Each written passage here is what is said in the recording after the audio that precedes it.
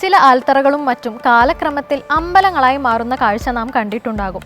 കേവലം 1-2 പേരുടെ ആരാധനാമൂർത്തിയായിരുന്ന ദേവൻ ഒരു പ്രദേശത്തിൻ്റെ തന്നെ ഐശ്വര്യ കേന്ദ്രമായി മാറിയേക്കാം.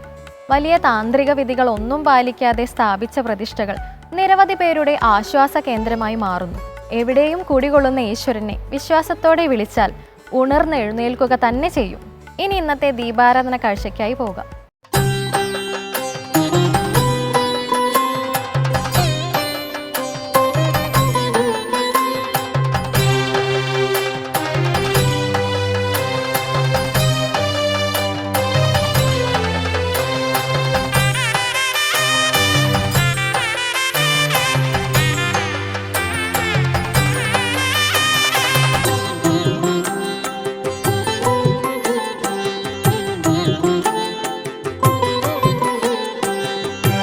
ഇത് പാൽക്കുളങ്ങര ദേവീക്ഷേത്രമാണ്.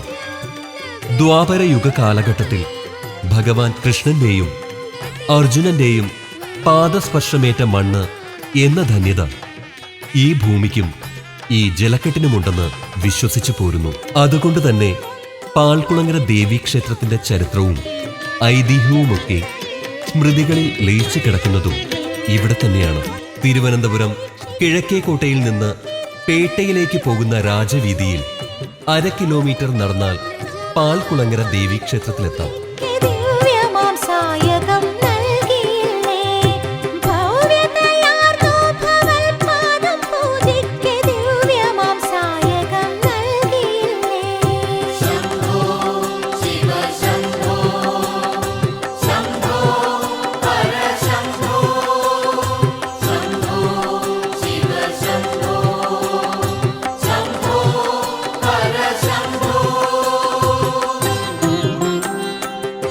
വരദായിനിയായ രാജരാജേശ്വരി സങ്കല്പത്തിലാണ് പ്രതിഷ്ഠ.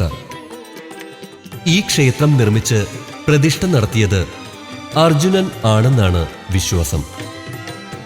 ക്ഷേത്രത്തിനോട് ചേർന്ന് അർജുനൻ നിർമ്മിച്ചതെന്ന് കരുതപ്പെടുന്ന ഒരു കുളവുമുണ്ട്. പാൽക്കുളം എന്നാണ് ഈ കുളം അറിയപ്പെടുന്നത്.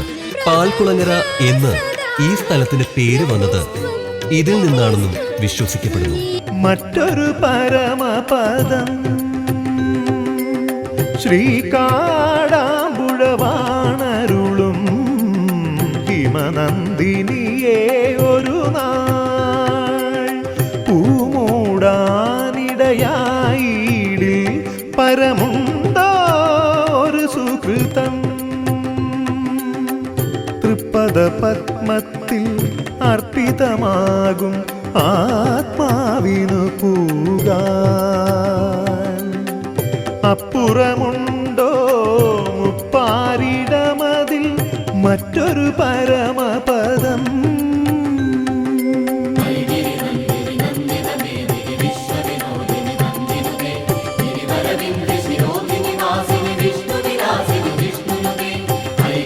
കുടിയിരുത്ത് ഉത്സവമാണ് മറ്റൊരു പ്രധാന ഉത്സവം.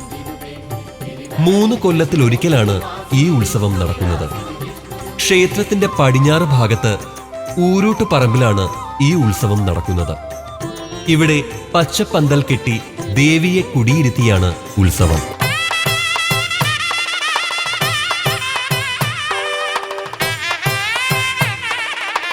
എട്ടാം ദിവസം വൈകുന്നേരം ദേവിയെ തിരിച്ച് ക്ഷേത്രത്തിൽ എഴുന്നള്ളിക്കുന്നു.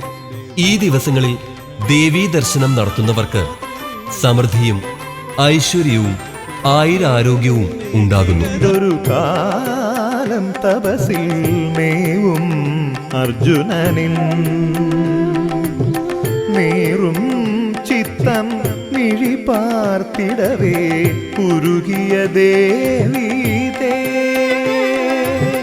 പാർത്ഥൻ നെയ്തൊരു അമ്പുകൾ തന്റെ നാഥനെ മൂടിടവേ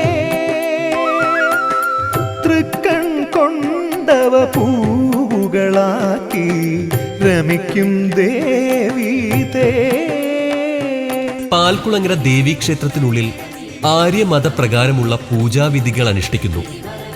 എന്നാൽ ഊരൂട്ടുപറമ്പിലെ പച്ചപ്പന്തലിൽ ദേവി കുടികൊള്ളുമ്പോൾ ദ്രാവിഡ രീതിയിലുള്ള തോറ്റമ്പാട്ട് മുതലായവകൾക്ക് പ്രാധാന്യം കിട്ടുന്നു.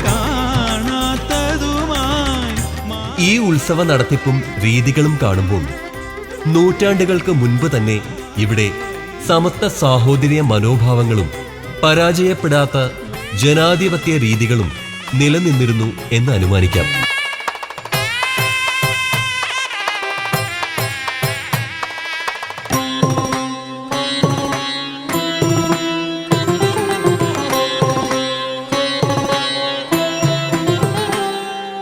പാൽക്കുളങ്ങര ഊരൂട്ടുപറമ്പിൽ 3 കൊല്ലത്തിൽ ഒരിക്കൽ നടക്കുന്ന ഊരൂട്ടുത്സവം എല്ലാ വിധത്തിലും സവിശേഷതകൾ നിറഞ്ഞതാണ്. ഇതിന്റെ ആരാധനക്രമങ്ങൾ അർത്ഥവത്തും പഠനാർഹവുമാണ്. ഗവേഷണ വിദ്യാർത്ഥികൾക്ക് ഒരു അക്ഷയഖനിയും. ശങ്കര ഗുരുവിന് ദർശന ഭാഗ്യം ഏകിയ ദുർഗയിതേ, കേഴും ഭക്തന മുട്ടുകളൊക്കെ അറുക്കും ദുർഗയിതേ.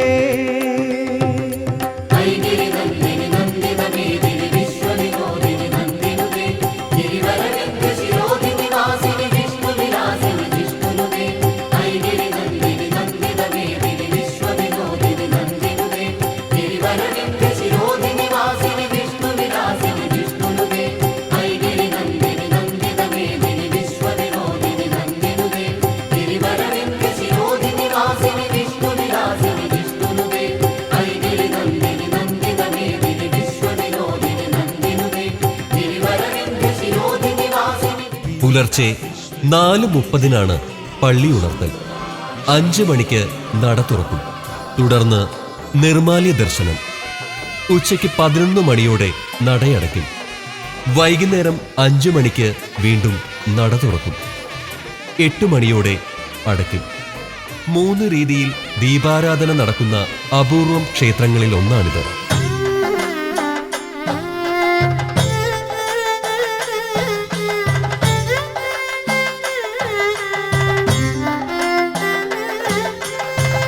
മംഗല്യവാരിധി ശ്രീ പാർവതി. മറ്റു ക്ഷേത്രങ്ങളെ അപേക്ഷിച്ച് പൂജാരീതികളിൽ വേറെയും മാറ്റങ്ങളുണ്ട്. ദേവിയുടെ പ്രധാന ഉത്സവം മീനഭരണിയാണ്. മാർച്ച് 12 മുതൽ 21 വരെയാണ് ഈ ഉത്സവം നടത്തുന്നത്. ഉത്സവ സമയം ക്ഷേത്ര ദർശനം നടത്തുന്നവർക്ക് 1 വർഷം ദർശനം നടത്തിയ ഫലമാണ് ലഭിക്കുന്നത്. അതുകൊണ്ട് തന്നെ ഈ സമയത്ത് കേരളത്തിലെ വിവിധ സ്ഥലങ്ങളിൽ നിന്ന് ദർശന പുണ്യം തേടി ഭക്തർ ഇവിടെ എത്താറുണ്ട്. മംഗല്യവാരിധി ശ്രീ പാർവതി, പൂമൂടി നിൽക്കുന്നു ഈ പ്രകൃതി, എല്ലാം മറന്നു മുന്നിൽ നിൽക്കവേ ഭൈരവി. ചൊല്ലുവാൻ വയ്യല്ലോ മമ നിർവൃത്തി.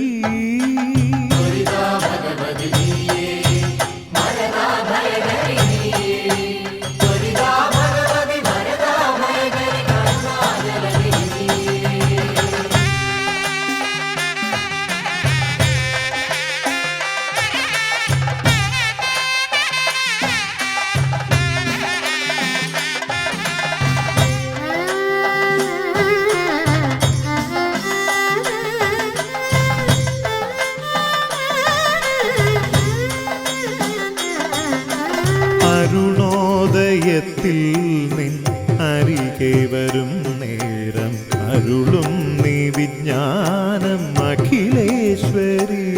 ശ്രീകോവിലിനുള്ളിലെ ദേവീ വിഗ്രഹത്തിലേക്ക് നോക്കുന്ന ഏതൊരാൾക്കും കണ്ണെടുക്കുവാൻ കഴിയാത്ത വിധം പുഞ്ചിരി തൂവി ആത്മീയ സൗന്ദര്യ പ്രഭ വിടർത്തി നിൽക്കുന്നു പാൽക്കുളങ്ങര ദേവീ വിഗ്രഹം. അത്രയ്ക്ക് മനോഹരമാണ് അലങ്കാര പൂജ കഴിയുമ്പോൾ ദേവി.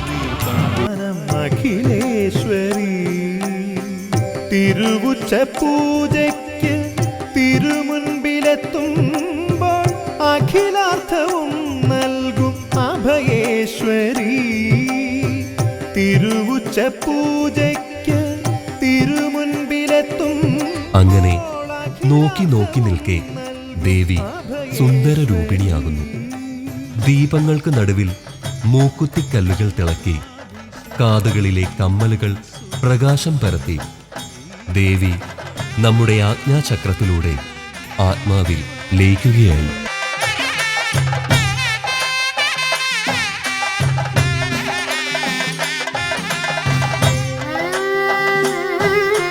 പിന്നീട് ദേവിയും നമ്മളും മാത്രമാകുന്ന ഒരു ആത്മീയ പ്രപഞ്ചമാകുന്നു ഈ അന്തരീക്ഷം. അപരാഹ്ന നേരത്തു മിഴി പാർത്തിടും ഭക്ത ഭവദുഃഖമാറ്റും നീ ഭുവനേശ്വരി.